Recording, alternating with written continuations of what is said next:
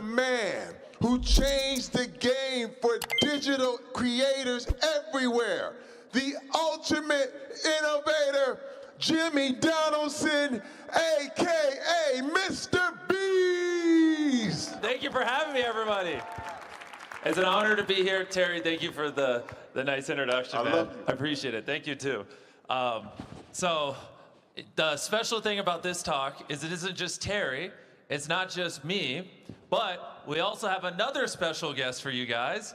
We brought arguably the biggest streamer to ever exist, iShowSpeed. Send him on out. Welcome to my family.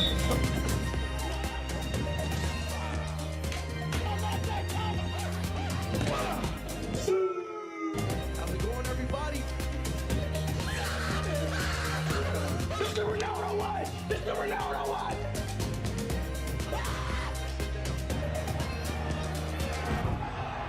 Everything is real, man. We finally in Brazil. I won the Ballon d'Or, bro. Oh my God. Love y'all boys. I love you so much. All right. Have a seat, guys, have a seat. You are looking at two of the most famous people on earth, period. These guys are kings at what they do. But let's talk about the journey, man. I mean, it's a little bit, we see where you are right now, but everybody wants to know, how did you get here? What were the things that you did just to get to this point? I'm gonna start with you, Jimmy. Yeah, well, it's like me asking you guys, how did you get where you are? Summarizing it at a high level, let me think. Basically, you know, I spent my teenage years really obsessing over what is it that makes people want to watch a piece of content? Why do certain pieces of content get hundreds of millions of views? And I just kind of studied virality and obsessed over how do I make a piece of content that people, no matter where they are in the world, they would enjoy it. And that's kind of what, at a high level, I spent a decade of my life doing. And, you know, it kind of started off with me when I was younger. I counted to 100,000. I just sat at a computer, counted for 40 hours straight. And people all around the world were like, what is this idiot doing? And then from there, as I started making money, I started giving it away, doing philanthropic things and doing these bigger and bigger spectacles. And that montage, it showed I buried myself alive for 7 days. So we dug a coffin, put it 10 feet underground, buried me alive for a week. And we just kept doing cooler pieces of content where no matter where you are, if you're, you know, in Asia or America or in the Middle East, you know, someone burying themselves alive or someone ordering some food on a delivery app and then tipping the person $1 million. That's content that you find entertaining. And so just really obsessed over how to make global entertaining spectacles that people would enjoy. And yeah, I've been doing that since I was 11 years old. I'm 17 now, and here we are. And then also Speed, I mean, he has an equally crazy story. I mean, this guy can't go anywhere without a horde of people following him. Yeah, me and Beast kind of started way, like, we do the same thing, but it's not the same thing. But I'm over here, he's completely over there. Yeah, but the same lane, kind of. But I started when I was 15, young. I always just loved streaming. I always was in love with streaming, content creation. Grew up watching MrBeast. He was an inspiration of mine when I was a kid. I'm 20 now. But as a 15-year-old kid, you know, I was always obsessed with streaming. And I always had this character to me, these tweaks. I was always athletic. I was funny, that and third. So I started streaming. Once I started streaming, you know, I felt like what I always kept something like towards me, I always like kept the authenticity. I always put authenticity over virality, because when you stay to yourself and stay grounded to yourself, you can get way more farther, and your mental is way better, you know, once you just stay true to yourself. So at streaming, as I just kept going, kept growing, you know, I just stayed true to myself, you know, grew as a person, grew as an individual, and I'm here now, you know. So it's great to be here, talking about here at Joy Forum, you know. Let's go. So it's fun. Well, and he's being very humble. One of the things he also did really well is, obviously, football is very global, and you know, he is very attached to it. He's very athletic. He was doing a lot of content where talking about Ronaldo and talking about what was updated in this The football GOAT. world. Yeah, and so he, I don't know whether he did it intentionally or not. It was very genius. Basically, rode the biggest sport in the world while being very charismatic, very much himself, and that gave him a lot of global appeal because basically everyone knows and watches football. And since he became kind of synonymous with that, especially in the social media world, it just took him to crazy heights. I want to ask you guys, did you ever think it would be this big? I mean, you both started very, very young, but did you have this global mindset when you started out, or were you just, you know, did it sneak up on you? You know what I mean? Yeah. Go ahead, Speed. You want me to kick this off? Yeah, go for it. Well, me, heck no. I mean, I would have never thought I got 50 million subs now. I'm known all over the world. Now, I wouldn't, if you asked me this 5 years ago, even 3 years ago, I'd be like, hell no. So, but, I mean, obviously, I grow. I'm still growing now, you know. I'm only 20 now, so it's more that I even got to learn from what I know now. But I would have never thought that I even got this far, you know, but things happen. How about you, Jimmy? Yeah, well, that's what's fun is I was in a similar boat as him. I started blowing up in my late teenage years, and so it's funny seeing him because he's still 20. I remember back when I was 20 years old, and so I just have more years on the table than he does. But yeah, when I started when I was 11, I was just like, oh, I want to be able to provide for my mom. Like that would make me elated. Now I have like 500 employees and we're scaling rapidly, and it's definitely crazier than I ever could have imagined. And but the crazy thing is, it's just social media platforms are just growing year over year, and as they get bigger, so do our audiences because we're the largest creators, and so it's pretty wild. Like, you know, if you think about it, 20 years ago, there wasn't like a TV show that people all across the world watched. There wasn't like every country has its own TV networks and stations, and you know, so it wasn't really possible to have, you know, this much reach where.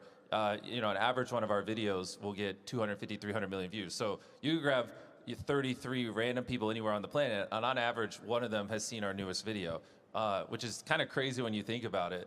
But that just wouldn't have existed decades ago because there was no media and there was no channel where that could happen. And so that's the beauty of social media is like a website like YouTube. They're probably at 2.5 billion monthly users now. So, you know, that's over a third of the world, or around a third of the world.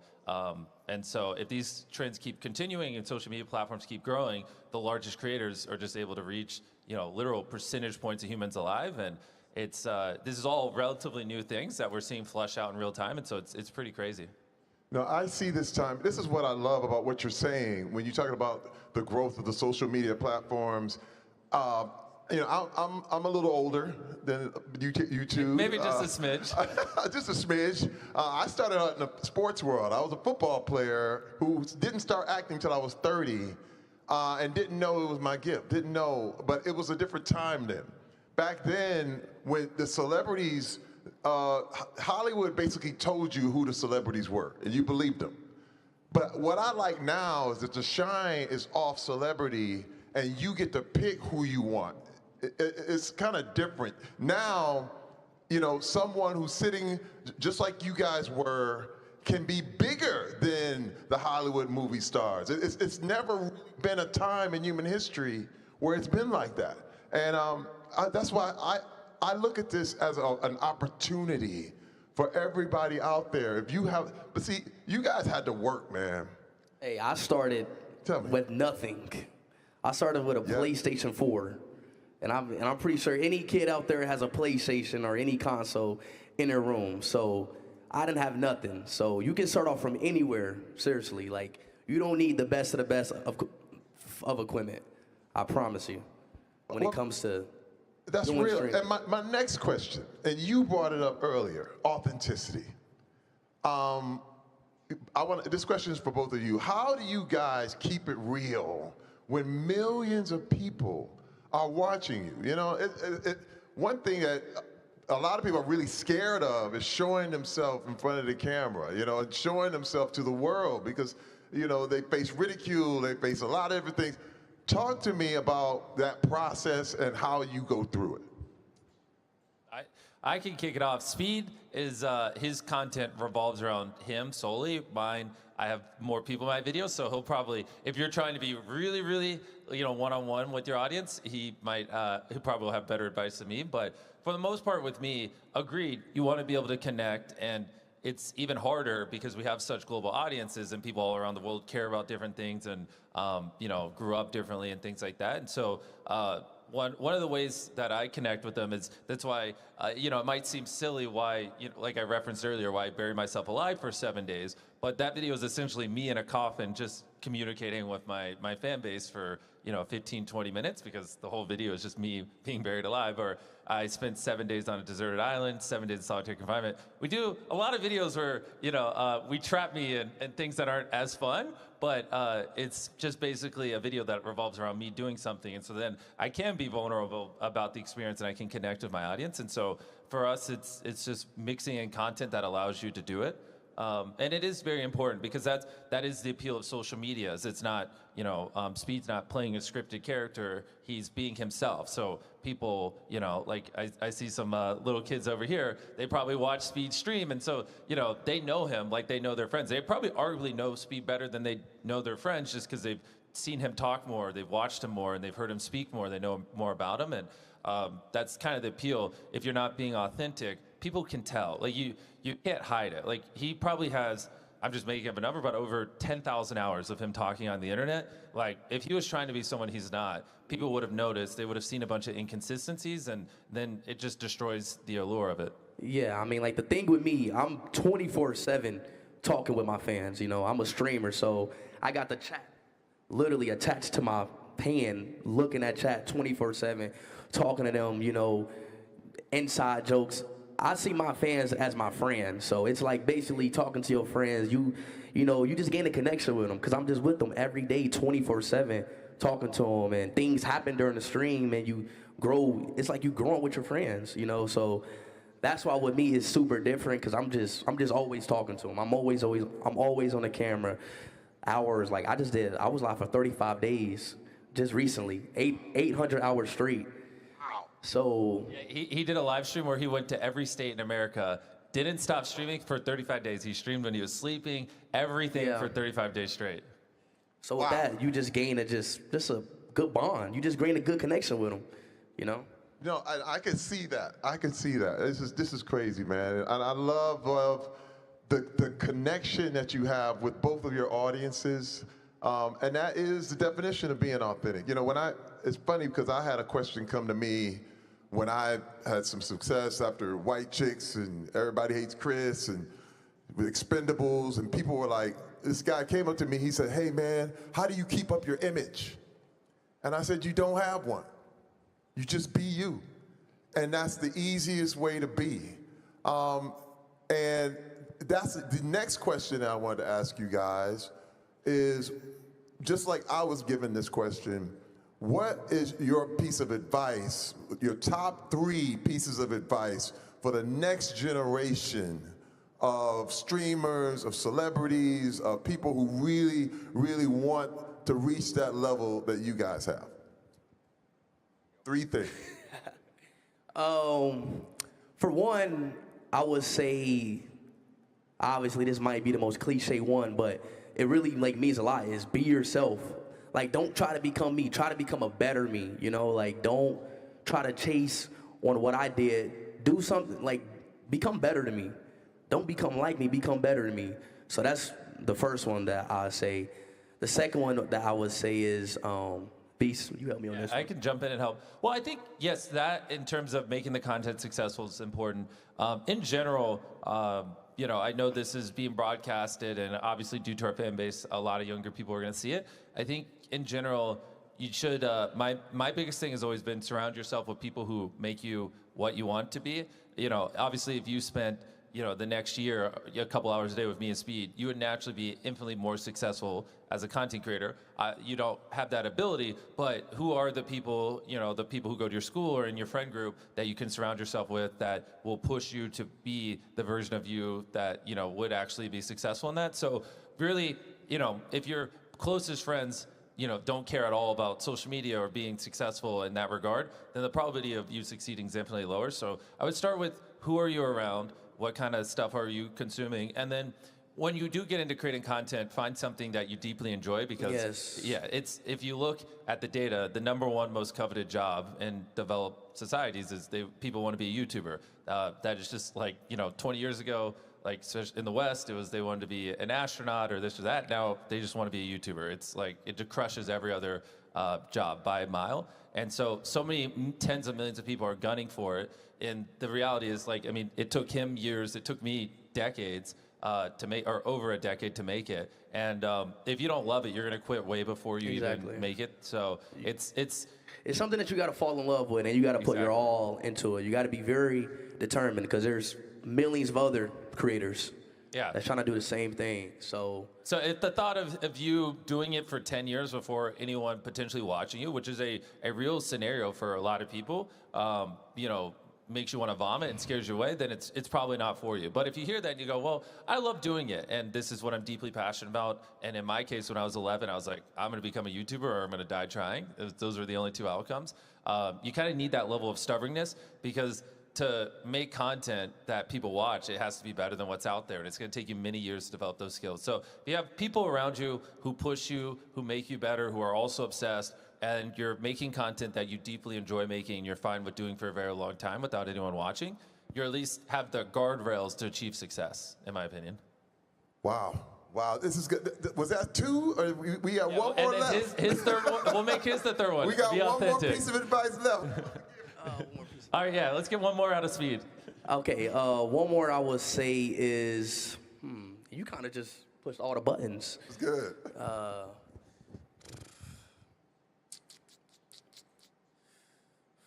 Terry, putting him on the spot. I got another question. Put me on the spot because he kind of like really like generalized it, like to a point. But another one that I could say is, when it gets hard, it's going to get hard. It's definitely going to get hard, and it's going to be a point where nothing's growing. It might be a point where you have no viewers. I started off with no viewers. So when you get to that point, that wall, like that wall breaker, it happens to everybody, every creator out there who wants to do this. You just got to push through that, try something new, and keep going. You got to find a new lane. So I started off with 0 viewers, 1 viewer, but I kept going. So, to allude to the point that you just brought up about it being hard, one thing, I'm gonna ask this question because it's not on the list, but the thing about social media is that it can be unforgiving. And what I mean is the comments. Everybody, you see the comments, you hear the comments. How have you guys dealt with really, bad treatment or comments or, things that can really affect your mental health? This is one thing that I want to bring up, especially with young streamers and different things. How have you guys dealt with naysayers or what you call haters?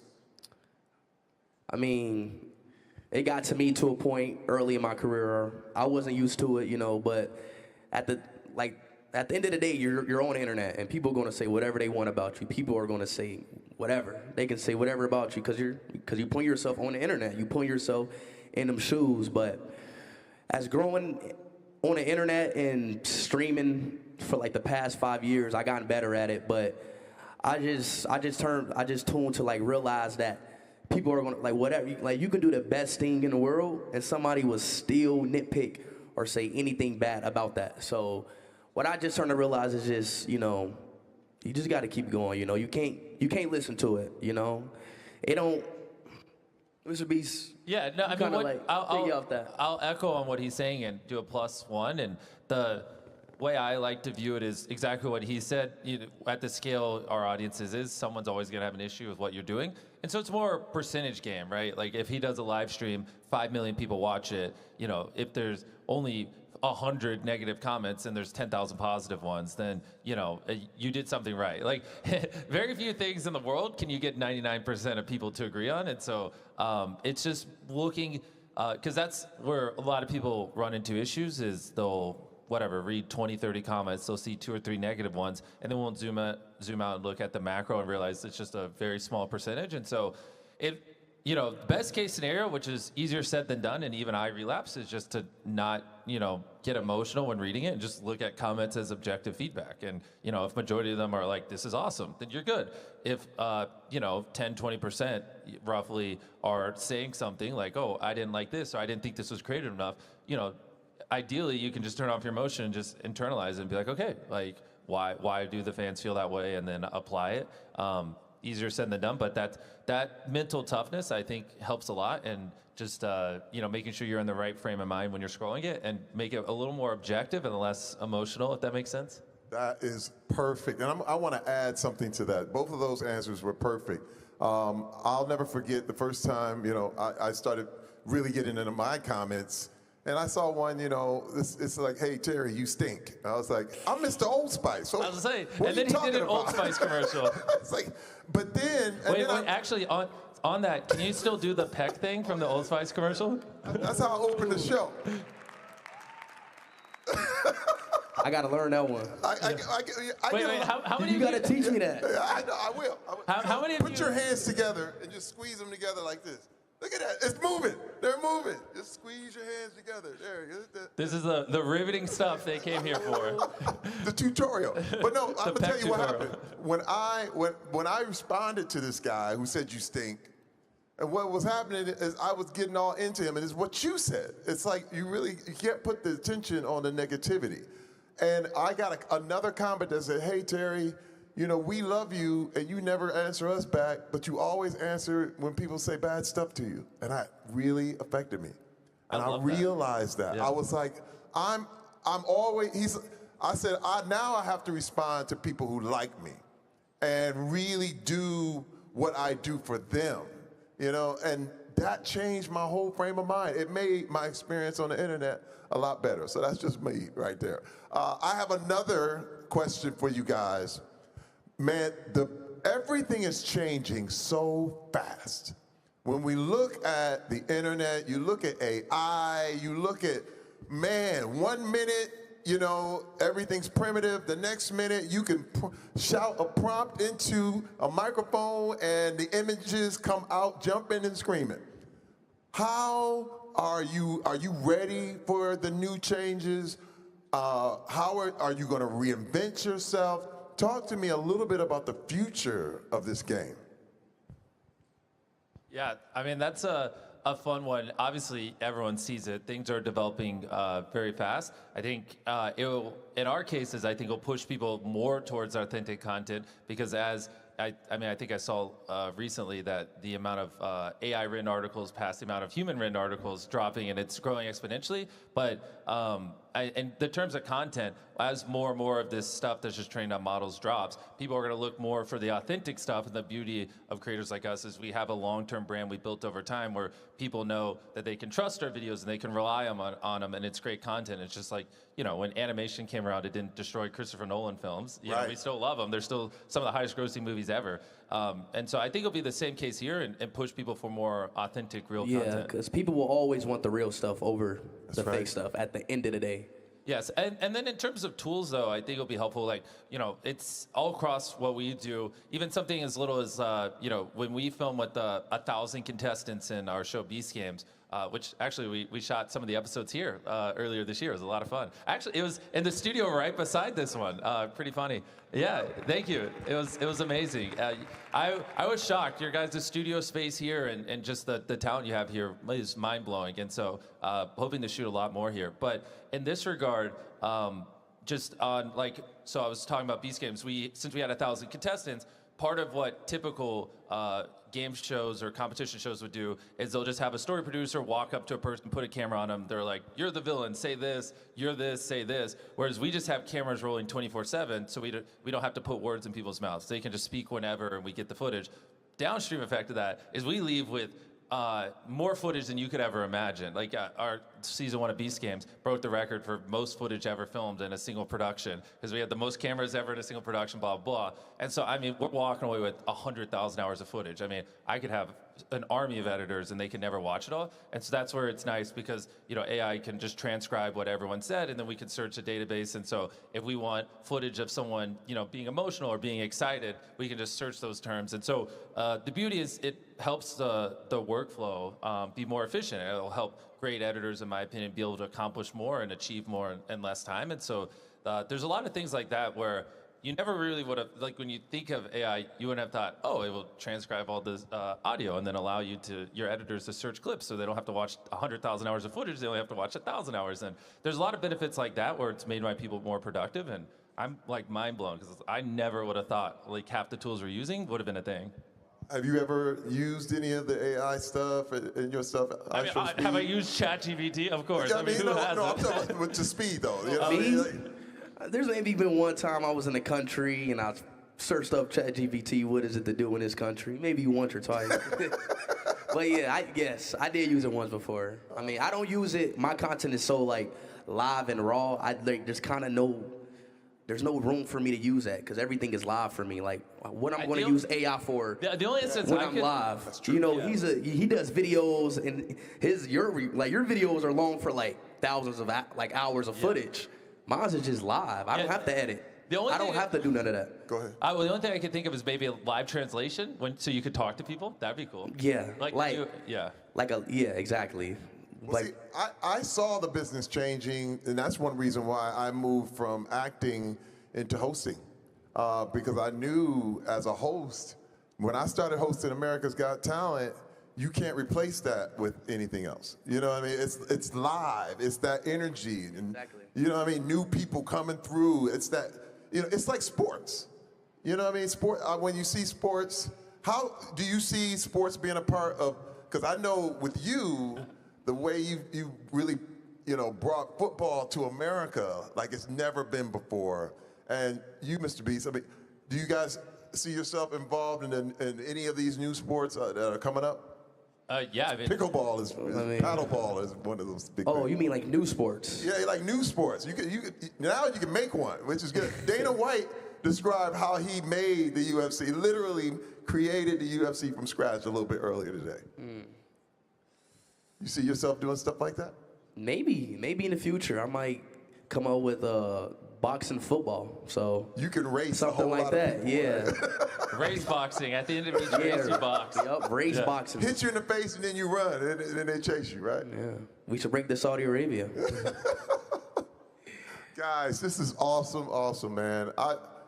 Everybody, please put your hands together one more time for Jimmy Donaldson, and AKA MrBeast and iShowSpeed. Listen, I'm gonna stand up here because our time is almost up.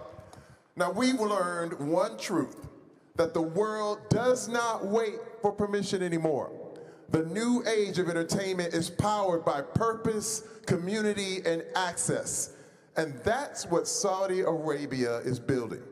A platform where the next generation of creators, athletes, and dreamers can go global from right here. So, to every dreamer in Riyadh and beyond, pick up your camera, your mic, because your stage is open. And I'm gonna hand it to Jimmy Donaldson. Take him out, AKA MrBeast. Oh, wow. Hard to follow that one up, but I agree, and I want to echo, because I mean, obviously, I look at a lot of data on social media. Tons of people are starting to really crush it over here in Saudi Arabia and the Middle East, and I want to just keep encouraging it. Tell your stories, make accounts. I mean, when I started, I was a nobody in a small town, and everyone would make fun of me for wanting to be a YouTuber, and here we are. And I'm sure if you saw Speed 6 years ago, you'd be like, this guy's never going to be the superstar he is. And so we all start somewhere, and I want to encourage you guys to get out there and really tell your stories and let the world know what you have to say. And Speed, you want to wrap us up? Wrap this up with a backflip. Y'all know me, man. Oh, yeah! All right, I can't do that, but heck yeah. Thank you guys for having us. This was amazing. Thank y'all, Saudi Arabia. Thank you. Excellent.